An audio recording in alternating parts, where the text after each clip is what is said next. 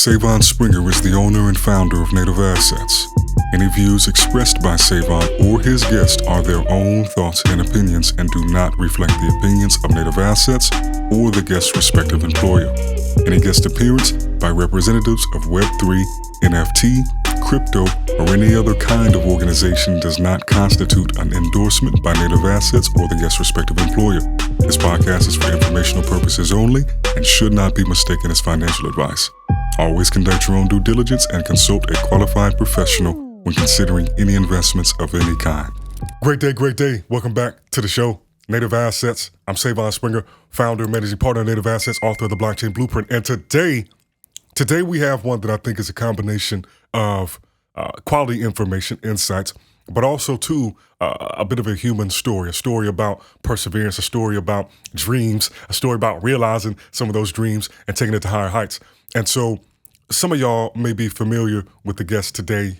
Most likely you'll be familiar with his work. It's been featured in galleries across the country, across the globe. It's been featured online. It's been featured in partnership and collaboration with the likes of Converse, with the likes of Rolling Stone, with the likes of Coinbase. A lot of things going on here. So without further ado, please welcome to the show, Mr. Michael Hollingsworth, a.k.a. Goldie, a.k.a. the GOAT, a.k.a. that guy.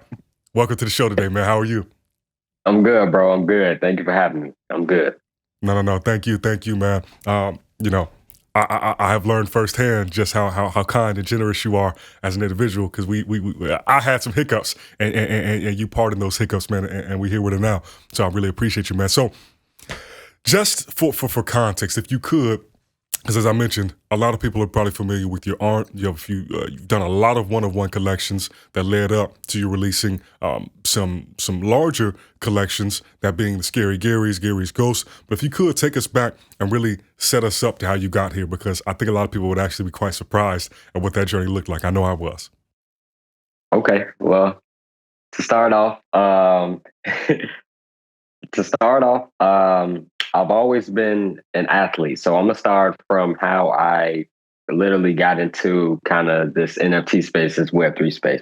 I've always been an athlete. I've always been a basketball player. I grew up, playing on teams, high school teams. I was really good, actually. I was decent, man. I was pretty decent. So I say that to say I've always been artistic. I've always had like creativity, if that makes sense. I get it from my mom. My mom is super creative. I can remember like Christmases with her creating like Christmas ornaments, her own clothes. She's always been like a super creative person. So I get that from her. So me coming up, like I said, I've always been creative, or I've always considered myself creative, but I wasn't like drawing. I wasn't like putting my creativity to the test, if that makes sense. I just kind of knew it in me that, I'm this creative person. So growing up, going to school, I was always like in the like jock, clique, kind of the cool kids. I dressed cool, you know what I'm saying? And my peers, they weren't into art. My peers weren't, drawing, painting, anything like that. They were doing the same things I was doing, going to parties, playing basketball, stuff like that. So I lived like a full life before this art career that I have. So I've been to the military. My former career was water treatment. I know the process of turning like dirty water into clean water, the whole process. So that's what I was doing. I didn't look at myself as Goldie like I am now. I was just a regular guy, quote unquote. So I found out about NFTs in 2021, the beginning of 2021, from a basketball YouTuber. I was just on YouTube looking up like basketball highlights, whatever the case may be. And I ran across a YouTuber that I'm subscribed to, and he was talking about NBA Top Shots. If you all have heard of the project NBA Top Shots. So honestly, when I first heard about NFTs, I thought it was the dumbest thing I'd ever heard.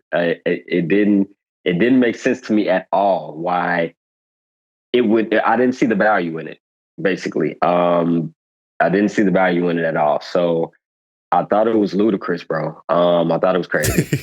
Fast forward another month, I believe, or 2 months later, when Beeple had his $69-70 million NFT sale, then it kind of clicked. I kind of, put two and two together, or I saw the correlation in this NFT having value because of this artist and what he's created. So I thought it was really interesting. And I started to dive into NFTs. I already had crypto. I've been invested in crypto since like 2018 or something like that. So I had a nice little bag to play with of Ethereum. So Oh, really? I Okay. found, yeah. I found out about OpenSea. I found out about MetaMask wallets and how everything worked. But early in 2021, we didn't have the Twitter Spaces. We didn't have kind of the communities and really the security being taught. So I was just winging it, man. I was learning things on the fly, just doing, my due diligence and research to figure out as much of this NFT and, wallets and Web3 space as I could. So in April of 2021, I went into kind of like a deep depression. I had family issues going on. I ended up getting my MetaMask wallet hacked, so I wasn't too good on the security of me just learning. Man, I didn't know kind of the basics, what you know now, as far as like don't give your seed phrase away, or um, removing your wallet, being connected to certain sites and things like that. No one was telling us this stuff, so yeah, long story short, I had built up between like that February and April, them 2 months. I was buying NFTs. I was excited. I was learning about, how everything worked. And in April, I got my MetaMask wallet hacked. Lost about $10,000 worth of like NFTs, crypto. It really hurt because I was still the kind of 9 to 5 guy. I kind of just looked back at me working my physical job, you know what I'm saying, converting that money into Ethereum or whatever crypto, saving that. So it was like kind of years of hard work that I looked at that just went like that.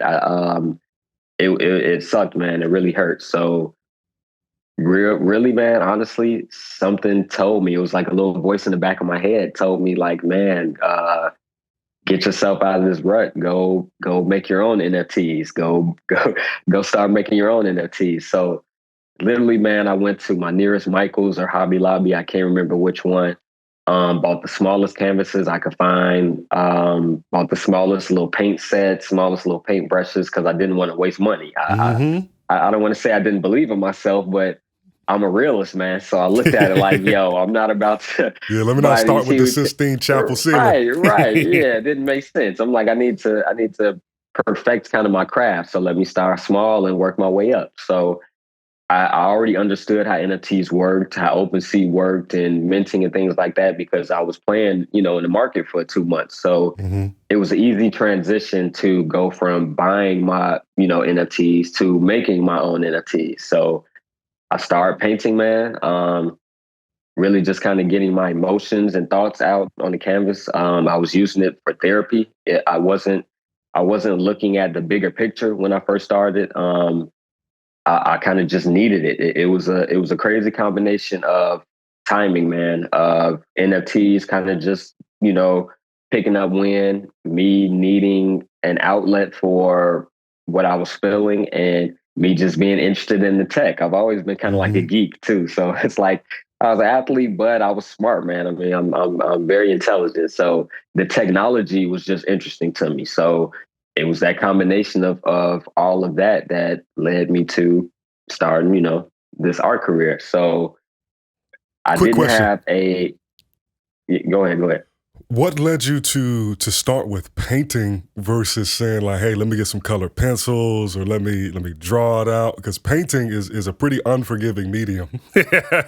See, I didn't know that. I didn't know that. It was literally, bro, a crazy combination of things that just fell into play. I thought painting was cool.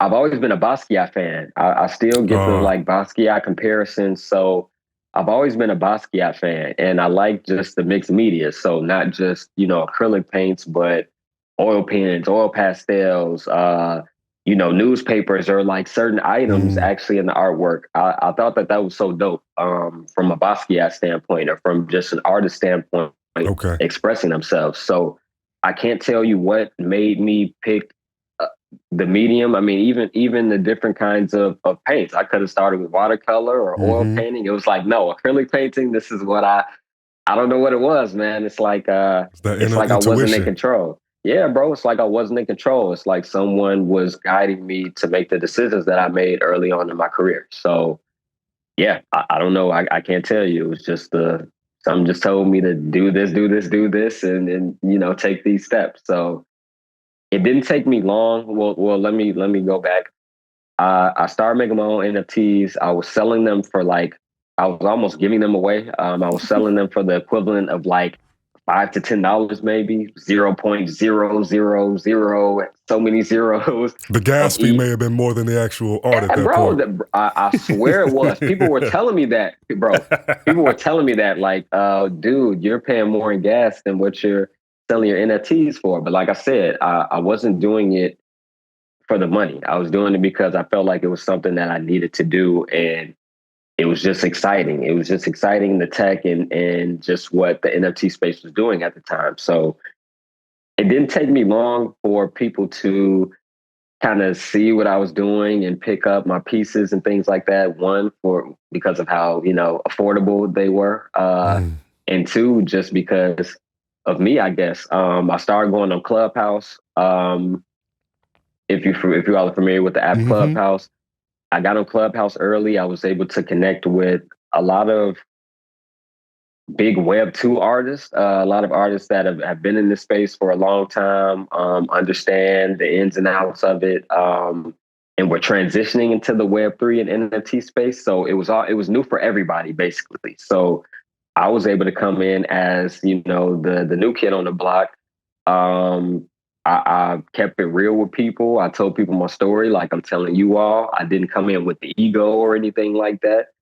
And I think people just liked me, man. Just liked what I had to say. Respected my hustle and grind, and they liked my artwork. You know what I'm saying? So that combination of all of that kind of led me to like the quick success, I guess you could say, that I had in the NFT space. So in 2021, man, I had my art on display in China, the UK, Texas, Miami, a bunch of different cities and states out here in the US. I was able to build connections with like platforms, like people that work for actual platforms. I was able to get on like the known origins, the makers places, the foundations. I was able to, what I'm saying, kind of get on all of those and just spread out, my reach of my art. And I slowly started to raise my floor price of the one of ones and the additions that I was making off of, the notoriety that I was getting. So it's crazy, man. To this day, really, really sitting back and thinking about it. Like, yeah, man, I was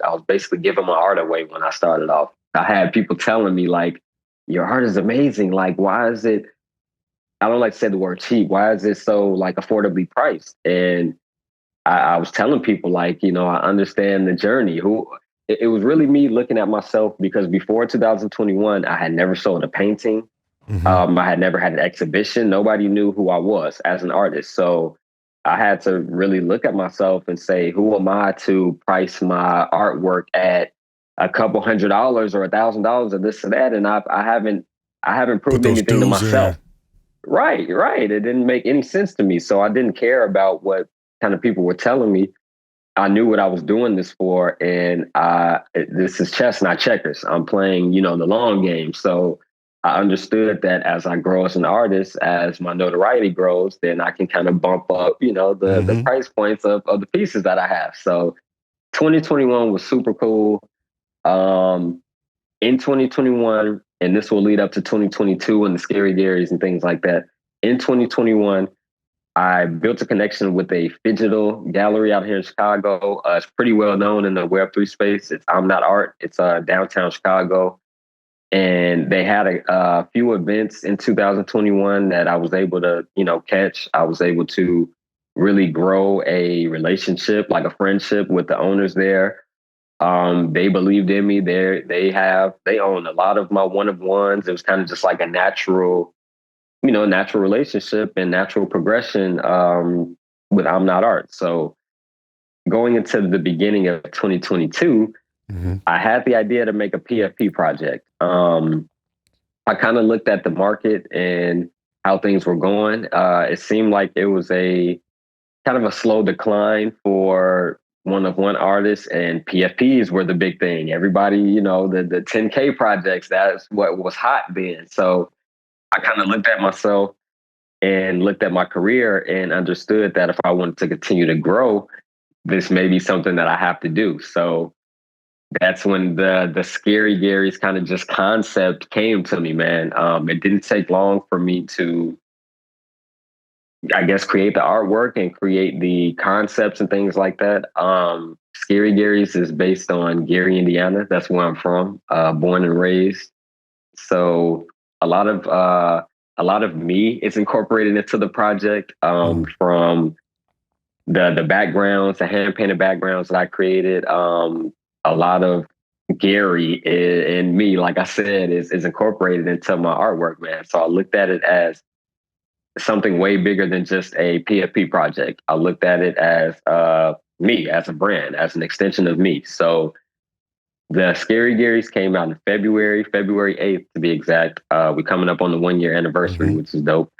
I ran the idea across to I'm Not Art, the gallery that I spoke of. They loved the idea. I asked, could I have like a actual physical drop here at I'm Not Art?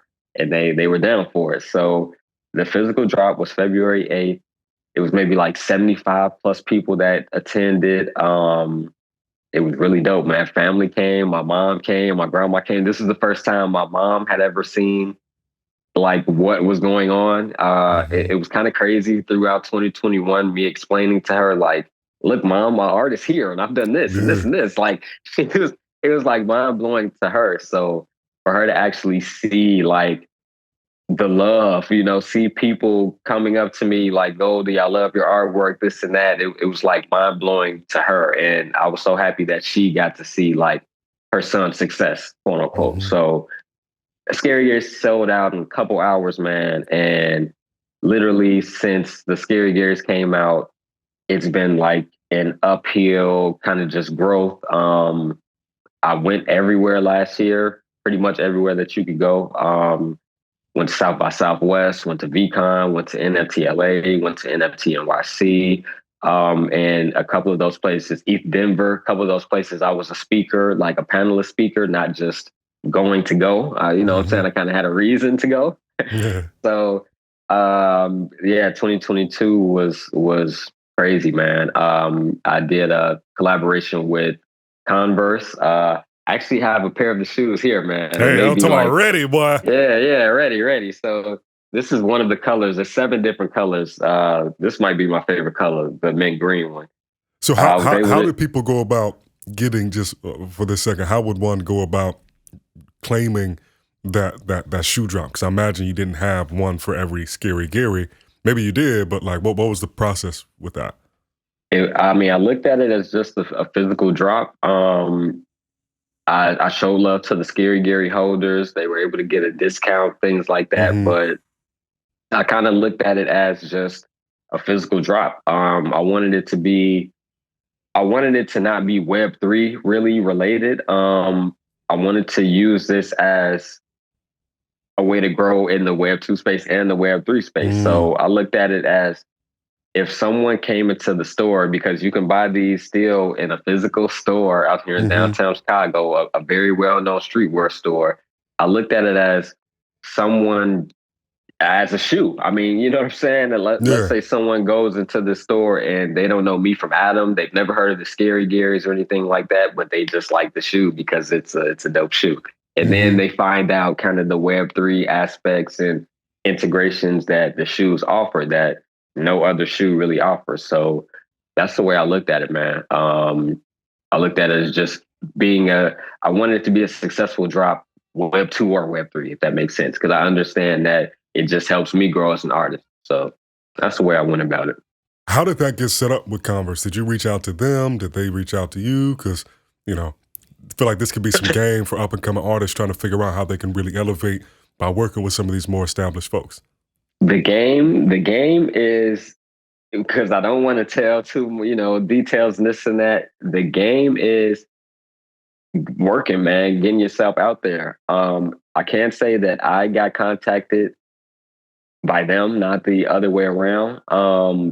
But I've been attending Nike school out here in Chicago. They have a little Nike school at Nike Town downtown here.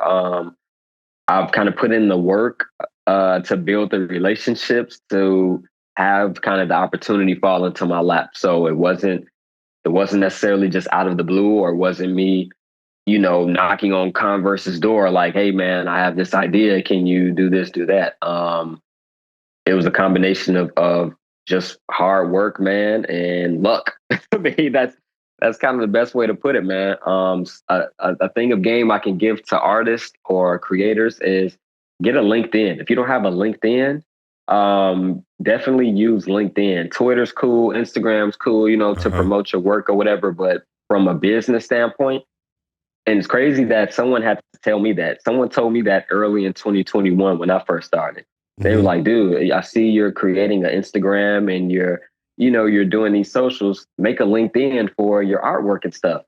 And I'm like, dude, I can't even remember who this person was, but I thanked them. Like, if I could find out who this person was, that was so much game, man, because it didn't make sense to me. I'm like, dude, a LinkedIn page as like a painter, as an artist, that isn't that for like the suit and tie, you know what I'm saying, professionals? Corporate.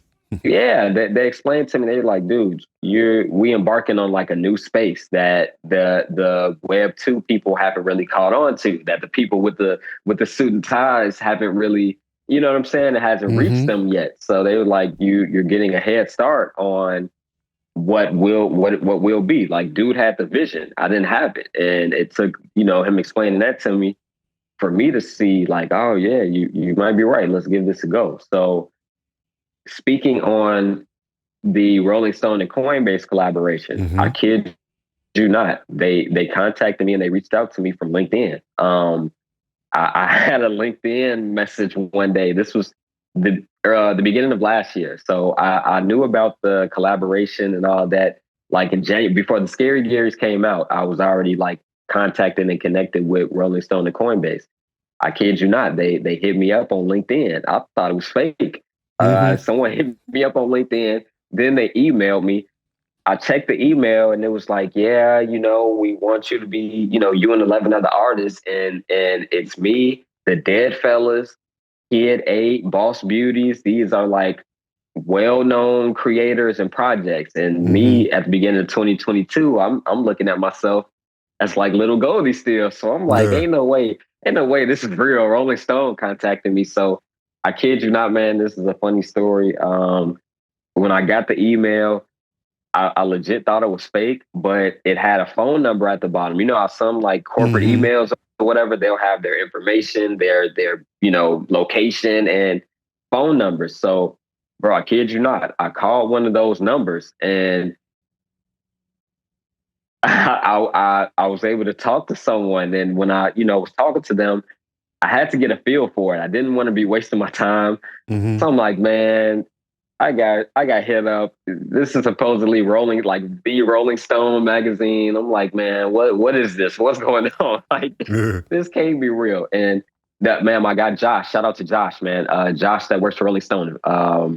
Cool dude. He was like, nah, bro, this is real. It may not seem like it, but we found your artwork or whatever, and we want you to be a part of this collaboration. So I've I've done a lot. I've had a lot of people contact me through LinkedIn. So artists, creators, get a LinkedIn page if you don't already, and use it like any other social media. I post pictures. I post kind of process. What I have going on. I stay on LinkedIn and I keep people up to date, and you'll be surprised who will contact you.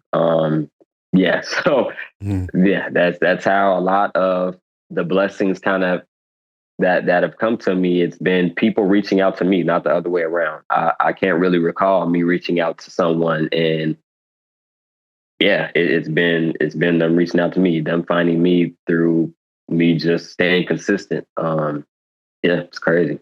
So 2022 last year was nuts, man. It was nuts. I ended the year off with the Rolling Stone and Coinbase collaboration that came out in December.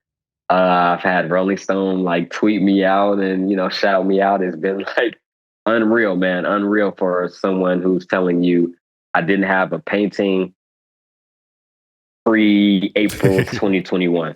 Yeah. So not even 2 years, man. And I've done enough for a lifetime, I feel like, in these 2 years. No, it definitely sounds like it, man. I mean, I know you and I have spoken offline about this, but having peers and homeboys who've been in art for years, if not, 10 plus years.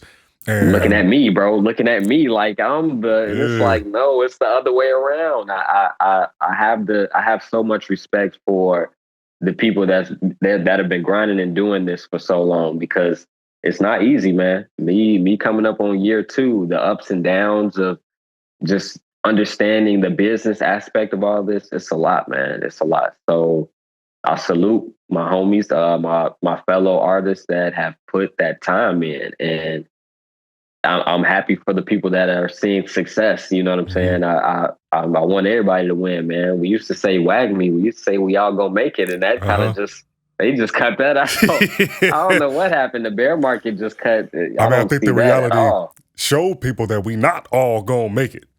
Yeah, it's a sad reality, right? It started off so like everyone was so optimistic and so just, happy for the future. And then, like you said, man, once that reality set in, it was like, no, not everybody gonna make it. Yeah, it sucks. So personally, I don't think that it I get what you mean by saying it sucks, right? But I think that it's natural because, and this was my perception coming into it, right? Like one of my good homies. We can't all make it, bro.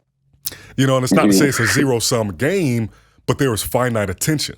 There's finite capital, and people have to make these decisions.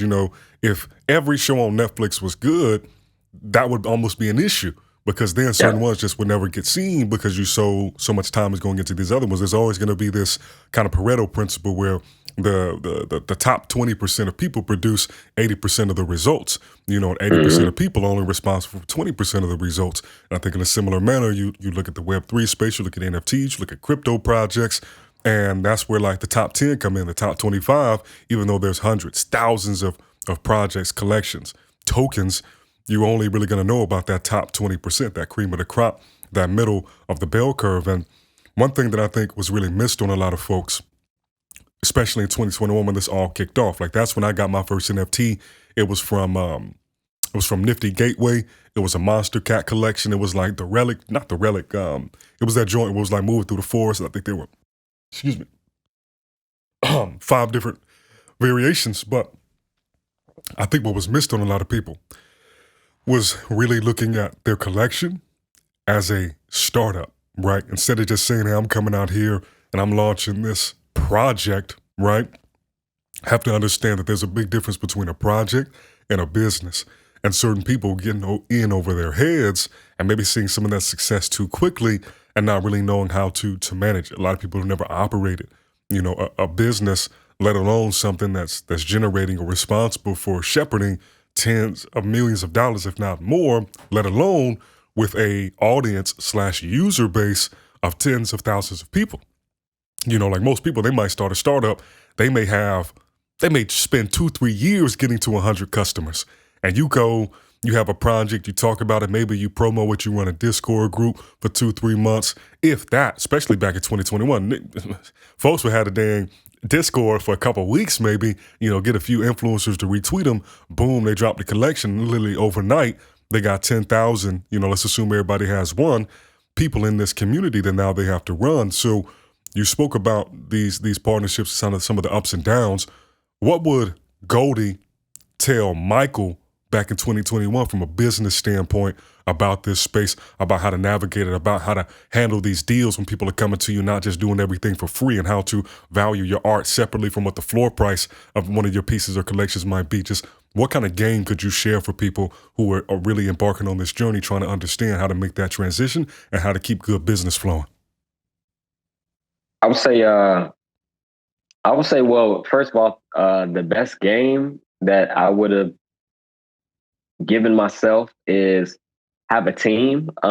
Be prepared to have a team. And that's easier said than done because you don't necessarily, with this Web3, you don't necessarily know the success that you'll have or failures that you'll have. So I guess it's easier said than done, but I didn't really see myself being where I'm at. So I'm in a weird position. I feel like I'm in a very unique position than the average NFT artist or project founder that may have been in their field in the Web2 space for years and understood the business of, it's not Web2 and Web3. It's not too much of a difference in a business aspect. It's still a product that you have to sell. You know what I'm saying?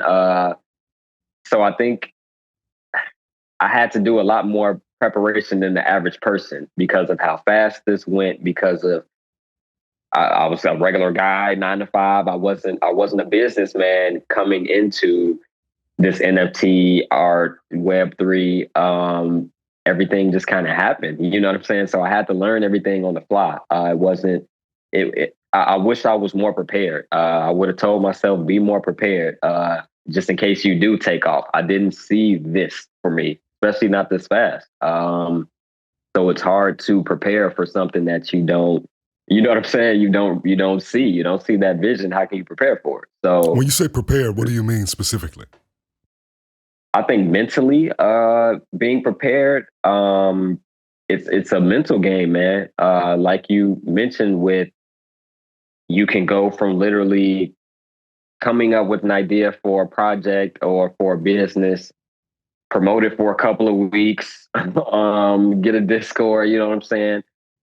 And one day, you have a drop. One day you'll have thousands of people invested in you. You'll have it's a mental thing, man. It's a lot. You'll have a substantial amount of money that kind of just comes. That's not really. It's kind of like winning the lottery, bro. It's not really. It's not. The average person doesn't go through that. The average person can't just create something, release it, and benefit like that. So I think mentally being prepared for what comes with that, what comes with, yeah, you have the success, yeah, you make the money, you get the collectors, but then what? You have to, it doesn't stop there. It starts there. You feel what I'm saying? Then you have to figure out how do you continue to add value to what you just created and trying to keep these people happy that are invested in you, understanding that it's an investment. It's not just, you know what I'm saying? It's a lot, bro. It's a mental thing. So that being the main preparation, I would say, and having a team of people that can help you. I'm still kind of doing most of this on my own. Out of all the things that I've said I've done, and I know that it would have been a lot easier if I had, a manager or a social media person and this and that. I don't, or I didn't. I've been doing all of this on my own. So I think that my situation is a little different from someone who already had their Web2 persona, already had, understood selling prints and this and that. I still never sold a print yet. I'm still wet behind the ears, bro. I'm still a newbie in all this. I'm still learning constantly. So yeah, man. I feel like I'm not the best one to give like preparation advice. I feel like people in their experiences and what they go through helps dictate, what they should be prepared for, what they, yeah. I wasn't prepared for any of this, bro. It kind of just happened, and I had to adjust and learn on the fly with the blessings that kind of came to me. So I would just say, try to have a team. Try to have a team. That's the best because you never know. You may fail or you may succeed way beyond expectation, and then you'll kind of wish you had that team to help you push things forward. Mm. No. I can definitely understand where you're coming from with that, and I appreciate you acknowledging that you feel you're still in the early days of learning. How have you gone about continuing your learning, not just as someone in the space, as a collector, as someone, buying NFTs, doing that sort of thing, but as a project founder who now has a strong base of collectors, things that you're working towards? Have you found mentors in the space? Are you kind of in a mastermind group with some of these other project founders? Like, what does this leg of the journey look like for you moving forward? So yeah, yes and yes. I consider my guy Logic or Julian Gilliam. I consider him my mentor. He's based in St. Louis, but he lives out here in Chicago. Um, he's helped me a lot, man. Especially from the standpoint of the Scary Garys and how I went about my project. He dropped his project, The Plug, in October of 2021, and it was 888 pieces or NFTs as opposed to the 10K projects that everybody assumed they had to put out. So I watched I watched Logic, how he built his kind of fan base, collector base, friendship base. It was very genuine. I watched him have like physical events where he was teaching the community about NFTs and Web3, where he wasn't selling anything to anybody. He was just doing it out of the kindness of, teaching these people. Yeah, man, I took a lot of game from Logic and how he went about just his mentality, man. I asked him a lot of questions. He's taught me so much, man. He's one of the people that really I consider myself a creative director. I used to just call myself an artist. When people asked who I was, I'm like, I'm just a Goldie the artist. Logic is the one who was like, nah, bro, you're a creative director. Like okay. Shout out to Logic too. He's a former creative director for Google. So he like in the regular Web2 space, already built that lane. So he's a creative director. He was like, nah, Goldie, you're not just an artist. You need to label yourself, title yourself, go about, yourself as something more than just an artist. So that's my mentor. I still talk to bro to this day. What's crazy is he does so much for the community that's like behind the scenes. I'm in so many like groups. So that this was like the second thing you brought up. I'm in so many groups. It's like I kind of know everybody, bro. I've been here long enough. I've put in the time, man. I've been in Twitter Spaces, Clubhouse Talks. I've been all over kind of speaking, you know what I'm saying? The speaking engagements. I've put the time in to meet these certain people, to build these connections. I know project founders and I know one of one artists from me being, kind of that hybrid in both worlds. Right. Right. So I know not just some people only know one or the other. Some people are only kind of connected with one of the other. I'm coming off as a one of one artist and building those friendships and then going into the quote unquote like project founders and knowing these different project founders. So I'm in a bunch of different like groups, if that makes sense, like alpha groups, like low key like Illuminati groups. We call them like little Illuminati groups because it's a you group of said it. like super talented. It's a group of super talented individuals that we all like help each other. We all give each other game. We all promote each other's stuff. It's like legit friendships that we've built with these like super talented people. And I've never had that, man. I've never had this in my life. This is the first time in my life where I can literally kind of get my vision across. I can kind of do whatever I want, man. I have the connections to, if I wanted to make a movie, I have like the cream of the crop, videographers or this or that. If I wanted to come out with some clothes or something like that, I have like the best of the best to do it. Bro, anything I want to do, I have the resources to get it done. I've never. It's a beautiful thing, man. It's never like happened to me before. So I know a lot of people, man, and we all help each other grow and get to that next level. So yeah, bro, that's what it is. I love it. That's the funny thing when I first came across you, and the limited background I had at that time. All I could jokingly say to myself was like, "Oh, like maybe the Illuminati put them on. Like they tapped him and was like, you up next, son? Get ready." Man, bro. I say that in jest, but just hopefully it's been conveyed through this conversation. But you don't really see that kind of meteoric rise all the time, and I think sometimes that is used in jest, as I did, but other times people use it as a way to try to belittle somebody's accomplishments. Like, oh, like you wouldn't be here if so-and-so didn't do this or so-and-so didn't do that. And it's like, okay, well, nobody would be here if your mama didn't meet anywhere. homeboy, Exactly. And get pregnant and boom, boom, bap. So it's like you can only control so much of what happens outside of what is side of your control. And that whole thing about being lucky is like, no, it's about being prepared when opportunity strikes and then taking Mm-hmm. full advantage of it and maintaining those relationships, being forthcoming, being as genuine as you can be. And also, I'm a firm believer in the laws of the universe that reciprocity is real. You know what I mean? Like, we didn't know each other very well.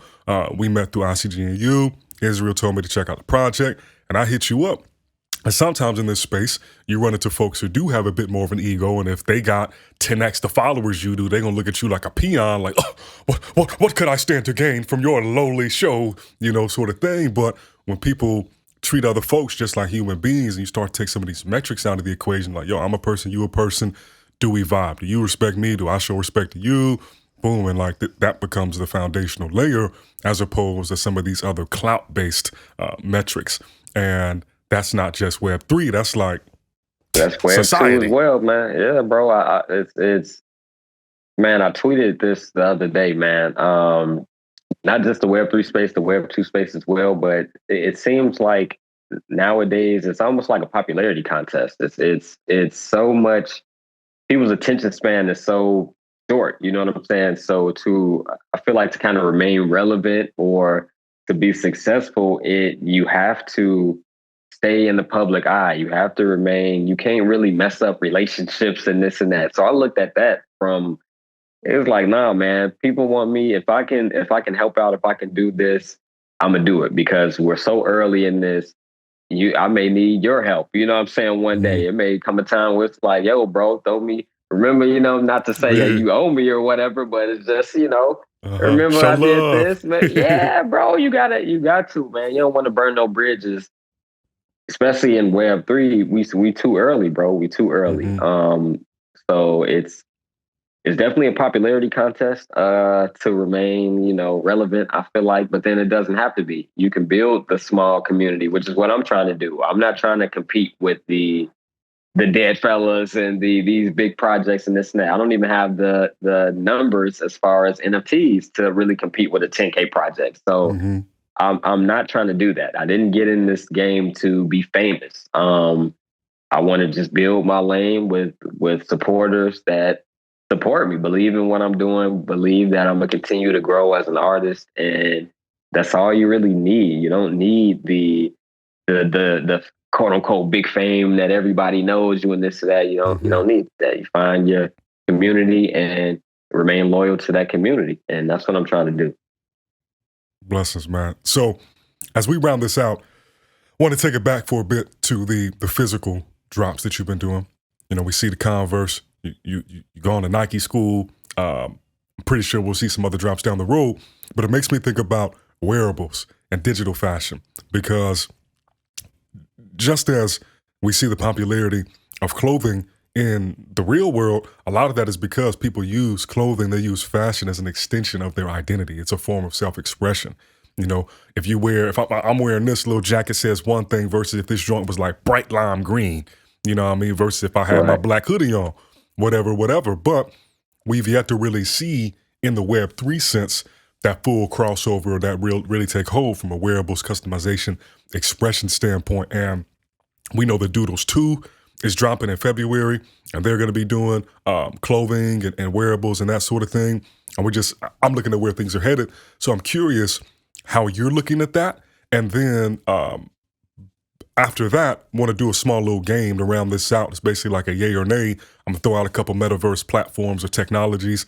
You can let us know if you're familiar with them with a yay. And then if you have any other thoughts to add on, feel free. But just want to round this conversation off. I think you'd be a good person to speak on that.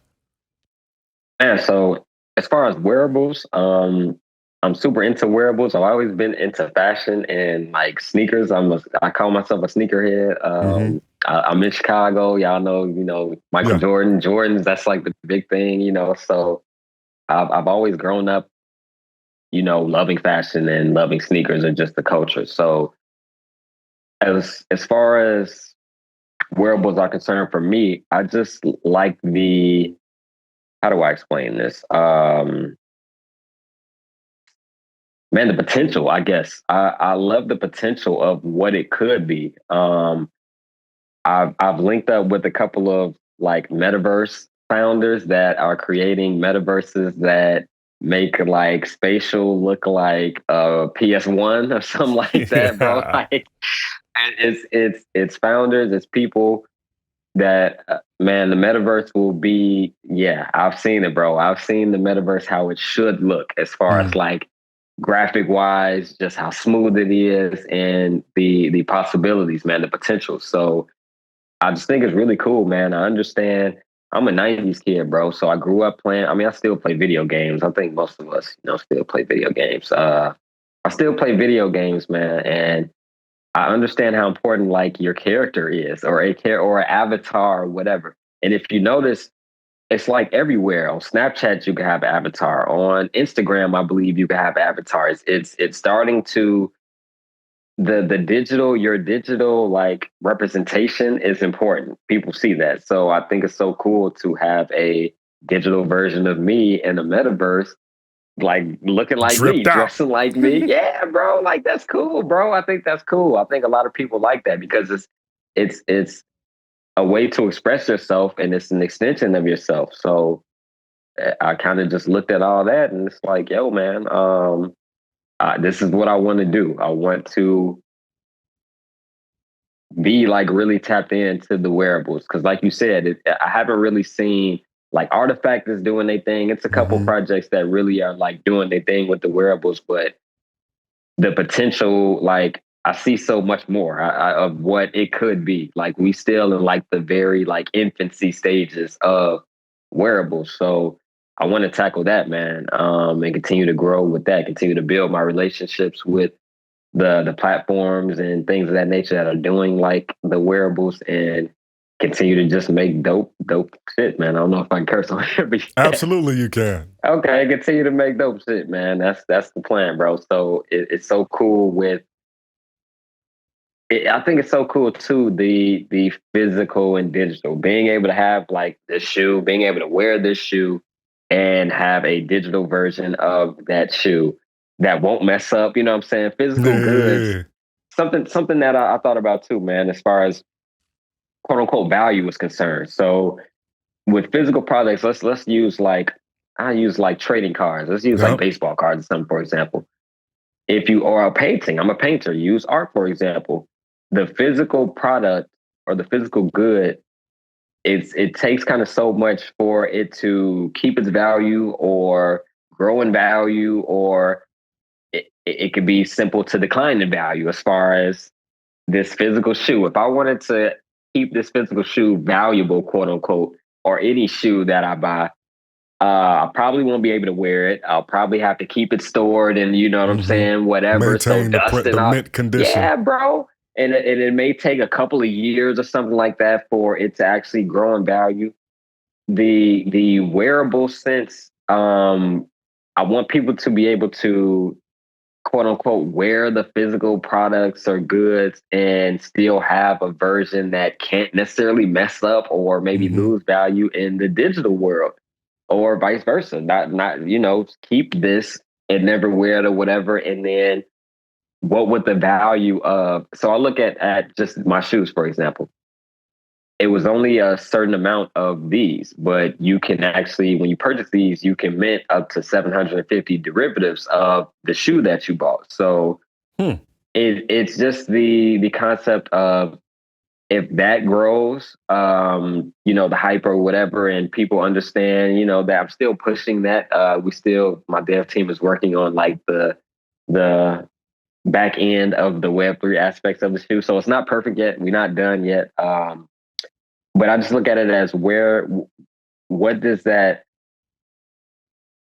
where will the value be for the actual physical shoe? If the NFT aspect takes off, then the physical good, like I look at it as being priceless almost. So that's the way I look at kind of wearables too, in the sense of, well, not necessarily just wearables, but the phygital, you know what I'm saying? Having the attachment, because you can create a wearable where it's just, this avatar has it, but it's not the physical good in real life. I'm into phygital, where it's like you can have this physical item and then this digital item. So, man, we ain't done nothing yet, bro. I haven't seen nothing too crazy. Like I said, Artifact is going crazy. But it's so much more potential I see for the phygital space, and yeah, I'm excited for it, bro. Likewise, that's actually a space I plan on jumping into in the not too distant future, man. Had a clothing line that I started back a few years ago, and technically started in the sense that, like, oh, you could have gone and buy it, you could have bought it, but never really pushed it too heavy. And so as I started seeing things like Other Side come out of Slick, one of the reasons I bought an Other Deed is to set up a shop there where it's like you order the joint in Other Side, and then we can get that joint delivered in real life if you want the physical counterpart. And did an interview with That's Ryan. so cool. You probably know him from IYK, but they're doing a lot of dope stuff with the proof of proximity and tapping in with the digital stuff. So cool, man. Let's go ahead and round this joint out. Let's run through a couple of these platforms and technologies. You can yay or nay it, add as much color as you want to. Don't add color, that's on you. And then we'll take it on home, all right? Sounds good. All right, bet. So we'll start with the obvious one, Other Side. Yay. Other Side, I was able to meet the founders, basically, of Other Side. I had an event where my art was on display at the MCA, me, my mentor Logic that I spoke about earlier, and I want to say maybe like 5 other artists. It was a small little group of Web3 artists. We had an event at the MCA, the Museum of Contemporary Art out here in Chicago. That's so cool, man, to say that I've had my art on display in like one of the biggest kind of gallery settings in the city that I live. That's so dope. But at that event, it was literally like a auditorium like presentation. We were in like an auditorium. The big screen was the Other Side, the crew, and we were able to ask them questions. And they showed us a preview of what's to come. I don't really want to speak on what's to come because it was kind of a private event. Mm-hmm. But be ready, bro. They going crazy. They going crazy, bro. So yay, definitely yay. I'm super bullish on them, bro, what they doing over there. Love it. The Third Kingdom. No, I haven't heard of it. Not too. Well, I feel like I've heard of it, but no, I'm not familiar with it. Word. So it's the land or the world component to the Futureverse ecosystem. So that's Fluff World, Party Bears, Alter State Machine, AFA. That's a lot going on, but I would definitely tap into that because they're doing some pretty cool stuff. They actually have a trailer out that shows some of the in-engine stuff, but definitely one that I would look at because I imagine people building things for Other Side, it's not going to be too much to also make it compatible for the Third Kingdom. And they got a stacked deck from what I've seen so far. So yeah, a little bit more under the radar. I'm going to tap in. Okay. Yeah. Luxo. No, never heard of that. So Luxo is a chain, right? And it was actually started by Majorie Hernandez and Fabian Vogelsteller. Now, Fabian was actually the dude who created the ERC20 token standard, like OG. And he used to be like one of the core devs, I think partial co-founder of Ethereum. They started this other blockchain that's like dedicated to identity, fashion, wearables, that sort of thing. And I believe they are on testnet now. And maybe we'll be launching mainnet later this year, but definitely tap in with them. All right. So wound up losing Goldie at the end of the interview. I think it may have just been an internet connection thing or his phone may have died. But anyhow, we were approaching the very end as it was. So no worries. Now, if you want to get in contact with Michael, his social handles are Goldie's NFT Art. So on Twitter, on LinkedIn, on Instagram, all of that, it is Goldie's NFT Art.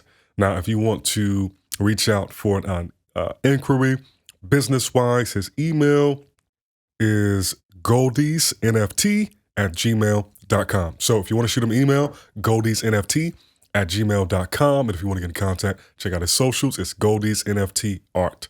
Thank you to Michael. Thank you to Goldie for being here. And thank you for checking out another episode of Native Assets. And once again, my name is Sae'Von Spring. I'm the founder and managing partner of Native Assets and author of the Blockchain Blueprint. And if you are looking to create a new Web3 initiative or Web3 activation, if you want somebody to educate you or your staff, your team at your company, at your organization, get in touch with us. We do keynotes. We assist in project management.